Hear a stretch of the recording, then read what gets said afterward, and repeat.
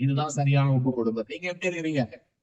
நம்ம கடந்த நாட்கள்லாம் எப்படி இருந்துட்டோம்னா, நம்ம நிறைய கோரிக்கைகளை வச்சு வச்சு வச்சு வச்சு வச்சு அந்த கோரிக்கையெல்லாம் நிறைவேற்றி நீங்க சாங்ஷன் பண்ண மாட்டேங்கிறீங்களே, நீங்க கொடுக்க மாட்டேங்கிறீங்களே, நீங்க செய்ய மாட்டேங்கிறீங்களே, நீங்க பண்ண மாட்டேங்கிறீங்களே, நீங்க பார்க்க மாட்டேங்கிறீங்களே, நீங்க தூக்க மாட்டேங்கிறீங்களே, நீங்க தாக்க மாட்டேங்கிறீங்க, இப்படியே போச்சு.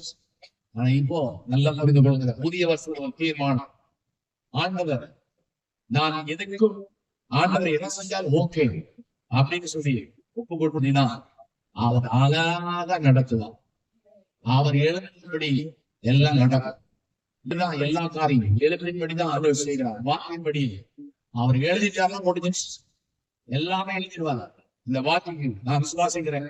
இந்த ஒரு மணி வேலையில வரலாற்று தேவனானவர் நமக்காக காத்துட்டே இருக்கார். என்ன சொல்ல போறாங்க, என்னத்தை தியானிக்க போறாங்க, என்னன்னா அவங்க வாழ்க்கைக்குள்ள போகும்போது அப்படி அவர் நல்லா பார்த்துட்டே இருக்கிறார். இதயத்துக்குள்ள என்ன வார்த்தைகள், காதுக்குள்ள என்ன வார்த்தைகள், இதயத்துக்குள்ள எந்த வார்த்தைகளை வைக்க போறீங்க அப்படிங்கிறத வரலாறு தேவன் கவனித்து பார்த்து கொண்டிருக்கிறார். அப்படிப்பட்ட சூழ்நிலையில நீங்க சொன்ன வார்த்தையை, நான் சொன்ன வார்த்தையை வரலாறு தேவன் கேட்கப்பாரு நம்புறேன். என்னன்னா என்ன வேணா செய்யுங்க ஆண்டவரே, ஆமென், என்ன செஞ்சாலும் சரி அப்படின்னு சொல்லிட்டீங்கன்னா நல்லதுதான் செய்யுங்க.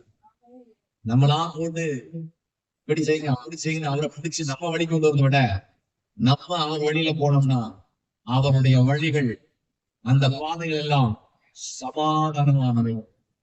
அந்த பாதையிலே வெளிச்சம் இருக்கிறது. அந்த பாதையில் இருள் அல்ல. நம்ம ஒரு பிளான் போனதை நிறுத்திட்டு இனி காட் பிளான் மட்டும் என்னுடைய வாழ்க்கையில் போதும் என்று ஒப்பு கொடுக்கிறவங்க மாத்திரம் ஒரு ஆன்லைன் சொல்லுங்க. ஆமென். நிச்சயமா நீங்க நல்லா வருவீங்க. வார்த்தைப்படியா நல்லா உங்களை ஆசிர்வதிச்சு தேவ திட்டத்தை உங்க வாழ்க்கையிலே நிறைவேற்றும்படியாக கர்த்தர் வந்திருக்கிறார்.